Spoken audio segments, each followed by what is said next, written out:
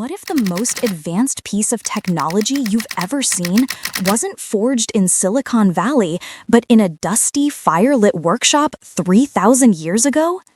We tend to view the past through a sepia-toned lens, a world of simple tools and quaint traditions.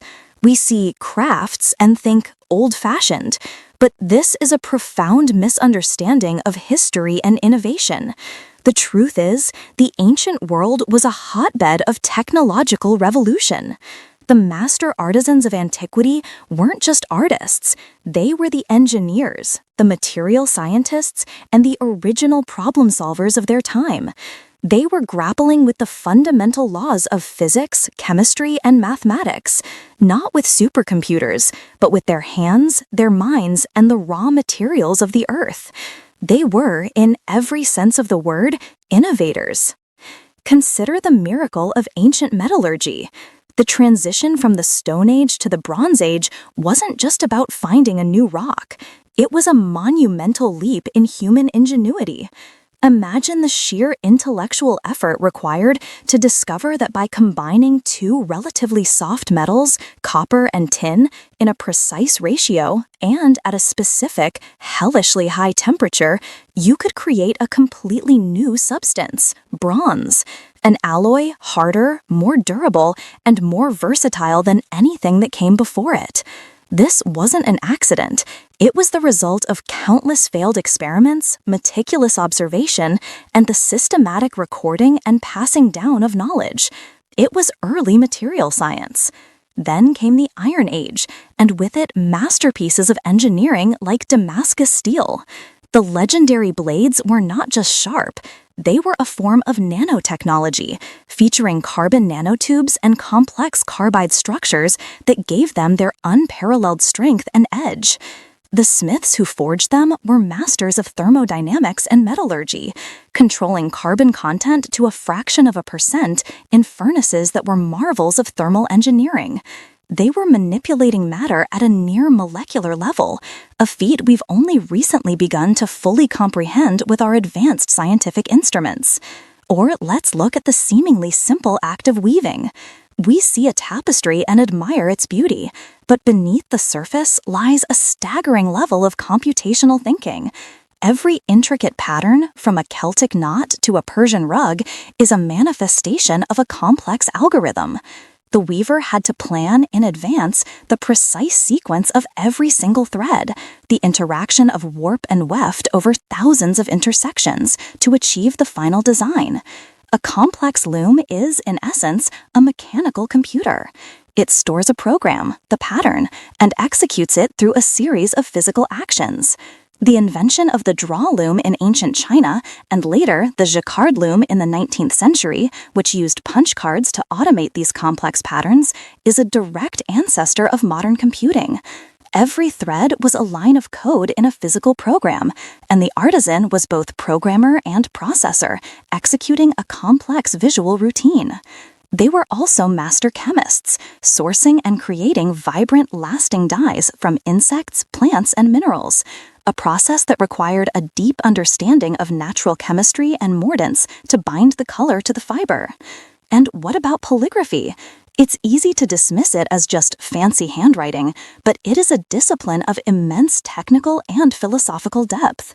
A master calligrapher understands the physics of fluid dynamics, the precise viscosity of the ink, the absorbency of the paper, and the biomechanics of their own body. Each stroke is a calculated action, a perfect union of intention and execution. The construction of characters in East Asian calligraphy, for example, follows a strict algorithmic order of strokes. This isn't just tradition, it's an optimized system for creating balance, clarity, and beauty. The calligrapher's brush is a high-fidelity analog instrument capable of expressing an incredible range of data, pressure, speed, rotation, emotion, in a single elegant mark. This is information design in its purest form. So these ancient masters were not just repeating the past, they were inventing the future. They were pushing the boundaries of what was possible, driven by the same human impulses that drive innovation today, the desire to solve problems, to create beauty, and to leave a lasting mark on the world. This is the crucial link we often miss. The core principles they pioneered, systematic problem-solving, mastery over materials, algorithmic thinking, and elegant information design, are the very same principles that underpin our digital world. The software engineer optimizing code is echoing the weaver planning a pattern. The material scientist designing a new composite is walking in the footsteps of the ancient metallurgist. The UI designer crafting an intuitive interface is channeling the spirit of the calligrapher. The technology has changed from clay and fiber to silicon and pixels, but the fundamental quest for innovation is timeless. And this is where our story truly begins. What happens when we stop seeing these two worlds as separate? What happens when the echoes of these ancient innovators are heard and amplified by the most powerful creative tools humanity has ever conceived? The answer is a revolution, a fusion that is not just preserving the past, but is actively crafting the future of art itself.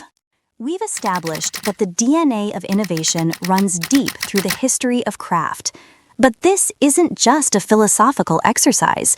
Right now, all over the world, a breathtaking fusion is taking place.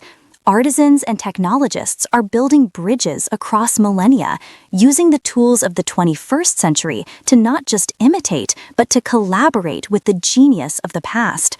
This is where the theoretical becomes tangible, where ancient wisdom is given a digital superpower. Let's dive into the workshops of the future and see how this incredible synthesis is unfolding. First, let's look at ceramics, one of humanity's oldest art forms. For thousands of years, the potter's hands have been the primary tool, shaping clay with a skill passed down through generations. Now, enter the 3D printer. This isn't about replacing the potter, it's about giving them a new, impossibly precise hand. Artists like Professor Jonathan Keep are pioneering what they call digital pottery. They design vessels on a computer, creating forms with a level of geometric complexity and mathematical precision that would be physically impossible to achieve on a traditional wheel. The printer extrudes coils of clay, building the pot layer by layer, like a digital ghost coiling a rope. The final object is then fired and glazed in a traditional kiln. The result is a hybrid object, born of both code and fire, a perfect marriage of ancient material and modern process. But it goes further. Imagine an ancient Greek vase, shattered into 100 pieces. In the past, it would be painstakingly glued together, its cracks a testament to its age. Today, archaeologists can 3D scan every single shard. A computer then digitally reassembles the puzzle, and a 3D printer can create a perfect, seamless replica, or even print custom-fitted supports to restore the original. This technology is also breathing new life into the Japanese art of kintsugi, where broken pottery is repaired with gold. Digital artists are creating cyber kintsugi, using 3D printed, algorithmically generated golden seams to mend broken objects, creating new forms that celebrate both the history of the break and the potential of the digital repair. Now, let's step into the world of textiles. We talked about weaving as a form of ancient code. Today, augmented reality, or AR, is allowing us to read that code like never before. Museums are developing AR apps that transform a static visit into a dynamic, interactive experience. You can point your smartphone at a 2,000-year-old fragment of Peruvian textile, and an AR overlay appears, vividly animating the weaving process right before your eyes. You can see the digital warp and weft interlace, understand the complex structure of the pattern, and even see a 3D model of the garment as it would have been worn. This technology doesn't just show you the object, it tells you its story, preserving not just the artifact, but the knowledge of its creation. Digital artists are taking this a step further, creating fully interactive digital tapestries. Imagine a vast projected piece of art based on Celtic knotwork. As you walk past it, your movement is tracked by sensors, causing the digital threads of the knot to weave and unweave around you, creating a living, breathing artwork that you are a part of. It's a dialogue between an ancient design language and the contemporary viewer, mediated by technology. Perhaps the most mind-bending collaboration is happening between artificial intelligence and traditional artistic principles. AI, specifically machine learning models like generative adversarial networks, are phenomenal at learning patterns. So what happens when you train an AI on a massive dataset of, say, thousands of Japanese ukiyo-e woodblock prints from artists like Hokusai and Hiroshige? The AI learns the rules of the art form, the characteristic lines, the color palettes, the compositional techniques, the subject matter. Then it can be prompted to generate entirely new original ukiyo-e prints that have never existed before. These aren't collages or copies, they are new creations born from a deep computational understanding of a traditional style. The artist's role shifts from sole creator to that of a curator, a collaborator, a guide for the AI. They select the best outputs, tweak the parameters, and guide the machine's creative process. This partnership allows for an incredible explosion of creativity. An artist could generate 100 variations on a theme in an afternoon, exploring possibilities that would have taken a traditional artist a lifetime. We are seeing this applied to everything. AI generating infinite variations of Islamic geometric patterns, designing new forms of intricate cultic knotwork, and even composing music based on the principles of ancient folk traditions. The AI becomes a tireless, infinitely skilled apprentice, and the human artist is the master, providing the vision, the taste, and the soul. This isn't the replacement of the artist, it's the augmentation of their creativity on an unprecedented scale. So, we've seen the fusion. We've seen 3D printers sculpting clay, augmented reality deconstructing ancient looms, and artificial intelligence dreaming in the style of old masters. The examples are inspiring, even magical. But the implications of this convergence run much deeper than just creating beautiful new things.